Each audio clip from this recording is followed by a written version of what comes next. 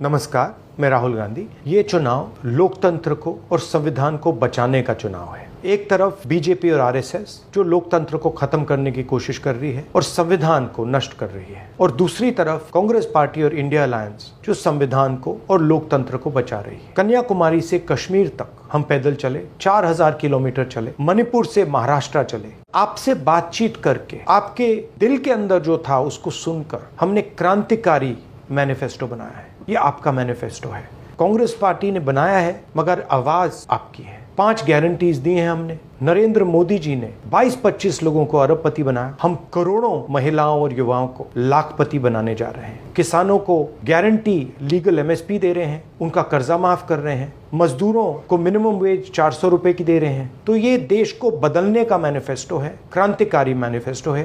Congress party का समर्थन कीजिए, संविधान को बचाइए, हाथ के बटन को दबाइए। जब इस देश में बेरोजगारी खत्म होगी, जब सबकी बेटियों और बेटों को काम मिलेगा भरपूर, तो वरुण गांधी बेरोजगारी की बात करना बंद करेगा। जब इस देश में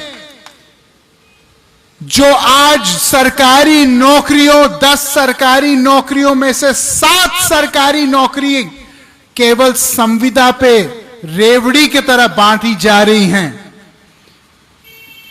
और ऐसे ही गाजर मूली की तरह उन लोगों को कभी फेंका जाता है पूरा काम लेने के बाद, जब उनको पूरी तनख्वाह नहीं मिलती और 2-2, 4-4 हजार रुपए में उनसे 12-12 घंटा काम लिया जाता है।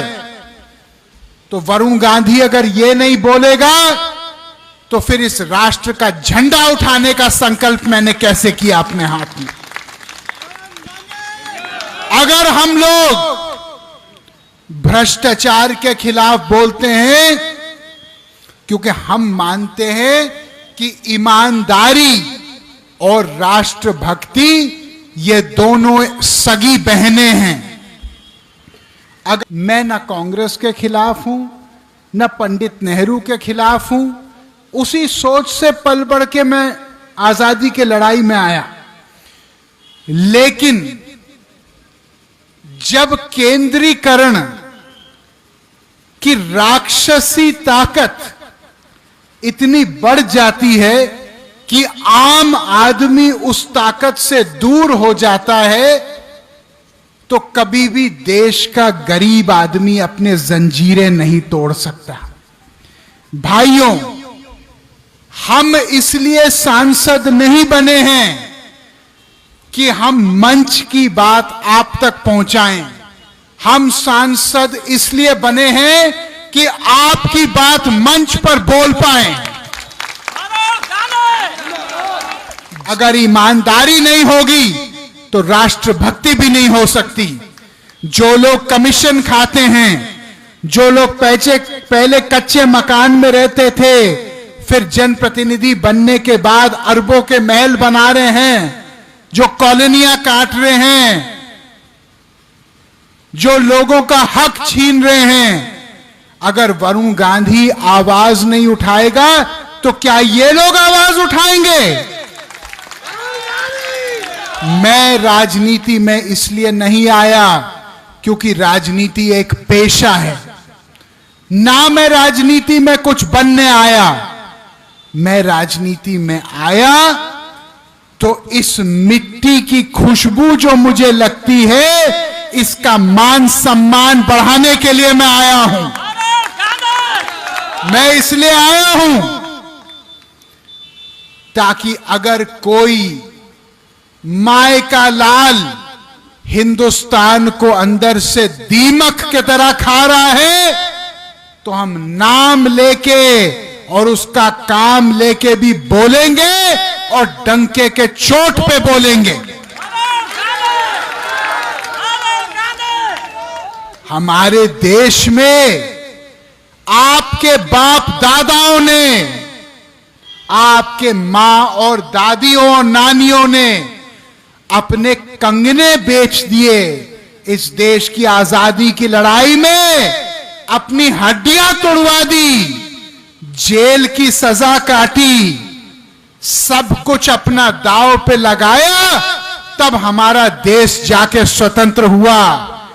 आज केवल हम हिंदुस्तान पाकिस्तान के क्रिकेट मैच पे ताली बजाएं, यह हमारी देशभक्ति नहीं हो सकती।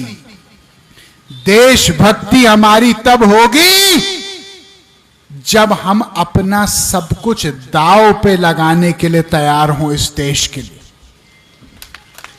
आज मैं आपसे पूछना चाहता हूं, कितने लोग यहां पे हाथ उठाइए, कितने लोग यहां पे इस देश को प्यार करते हैं, हाथ उठाइए। कितने लोग अपने बच्चों को प्यार करते हैं, अपना हाथ उठाइए। अब मैं एक बात आपसे पूछना चाह रहा हूं, आज जब आप गरीबी देखते हैं, आप बेरोजगारी अपनी पाते हैं, आप अपने बढ़ते हुए इलाज के दाम को देखते हैं, आप अपने बच्चों की बढ़ती हुई स्कूल फीस को देखते हैं, आप दूध के, दही के, सब्जियों के, फलों के बढ़ते हुए कीमत को देखते हैं, तो क्या आपको नहीं लगता आपके इस बेटे वरुण गांधी को इनके खिलाफ आवाज उठानी चाहिए कि नहीं उठानी चाहिए? भाइयों, जब मैं राजनीति में आया तो मैं एक शंकराचार्य महाराज के पास गया। मैंने उनके चरण छुए। मैंने कहा, महाराज कुछ हमको ऐसा बताइए कि आजीवन हम लोग इसको गांठ बांध करके अपनी राजनीति का नींव बनाएं। उन्होंने केवल 2 लाइनें बोली। उन्होंने कहा, एक बेटा, दूसरों के हमेशा काम आना, और दूसरा बोले कि सच्चाई के मामले में कफन बांध के हमेशा चलना। उन्होंने कहा कि तुमको मैं आशीर्वाद इसलिए नहीं दे रहा हूं कि तुम एक सांसद, मंत्री ये सब बनो, तुमको मैं आशीर्वाद इसलिए दे रहा हूं कि इस देश में जहां भी अन्याय और जब भी अन्याय होगा, तुम उसके खिलाफ एक क्रांतिकारी बन के बोलोगे। हमारे बाबा जी बैठे हैं यहां पे, प्रणाम करता हूं बाबा जी आपको। एक तो बाबा जियों को हमने पाल दिया, अभी इनको देख के दूसरे बाबा जी भी आ गए कि हमारा नंबर भी कहीं ना आ जाए। क्या गलत कह रहे हैं? कह रहे भाई, 1-2 बाबाजियों का नंबर लग गया, हो सकता है हम मीटिंग में आए कल हमारा भी लग जाए नंबर। जय हो बाबा जी आपकी। इनको अभी से माला पहना दो भैया। भाइयों, मैंने इस बार संसद में एक निजी विधेयक सदन के पटल पे डाला है, जिसको कहते हैं भरोसा भारतीय रोजगार संहिता, जो सरकार से यह मांग कर रहा है सार्वजनिक रूप से कि आज 1 करोड़ से ज्यादा सरकारी नौकरियां खाली पड़ी हैं। प्रधानमंत्री जी ने अपने भाषण में कहा कि मैं हर साल 10 लाख नौकरी दूंगा। मैं प्रधानमंत्री जी को धन्यवाद देते हुए यह कहना चाहता हूं कि आदरणीय, 10 लाख नए नौकरी पैदा करने तो बाद का विषय है, पहले जो 1 करोड़ सरकार में खाली पद पड़े हैं उनकी भरपाई तो कीजिए, ताकि आने वाले समय में जो 5 लाख, 2 लाख, 50,000 धीरे धीरे बेरोजगारी खत्म हो। इससे अच्छा कि सरकार बड़ा ऐतिहासिक फैसला लेके बेरोजगारी एक क्षण में उसको परास्त करे।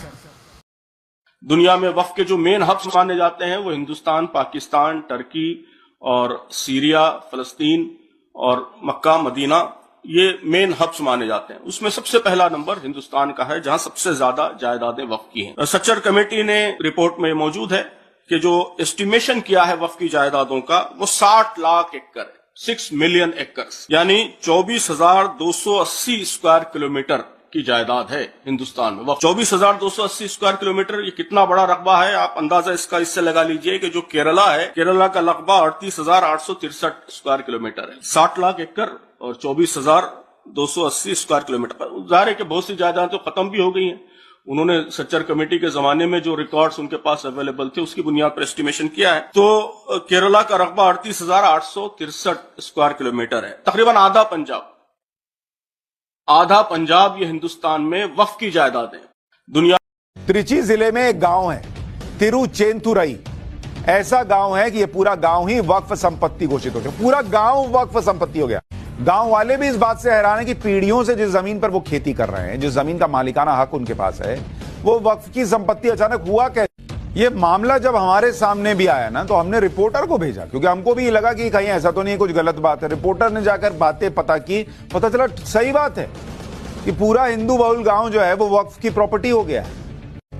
इस गांव में राजगोपाल नाम के एक शख्स ने अपनी 1 एकड़ जमीन बेचने का फैसला किया। जमीन की रजिस्ट्री के लिए जब वो रजिस्ट्रार ऑफिस पहुंचा तो पता चला कि जमीन वक्फ हो चुकी बॉस, और उसका मालिकाना हक तो वक्फ बोर्ड के पास है। जमीन बेचने के लिए वक्फ बोर्ड चेन्नई से एनओसी लेना होगा। वक्फ बोर्ड ने भू अभिलेख विभाग को पत्र और दस्तावेज द्वारा सूचित किया है कि ये पूरा गांव उसका है। जो व्यक्ति गांव की जमीन के लिए रजिस्ट्रेशन कराने के लिए आते हैं, उन्हें वक्फ बोर्ड से एनओसी प्राप्त करना पड़ेगा। चेंतुरई गांव में एक प्राचीन मंदिर भी है। यह वो मंदिर है जिसके बारे में दावा किया जाता है कि मंदिर हजारों साल पुराना है। गांव के लोगों का कहना है कि त्रिची में लगभग 1000 साल पहले कवियों ने इस मंदिर के बारे में जिक्र किया हुआ है। तो यह मंदिर क्या वक्फ की संपत्ति पर बना हुआ था? और हजारों साल पहले तो यहां इस्लाम ही नहीं था, तो फिर ये वक्फ की जमीन कैसे आ गई? जब ये मंदिर 1300 से 1500 साल पुराना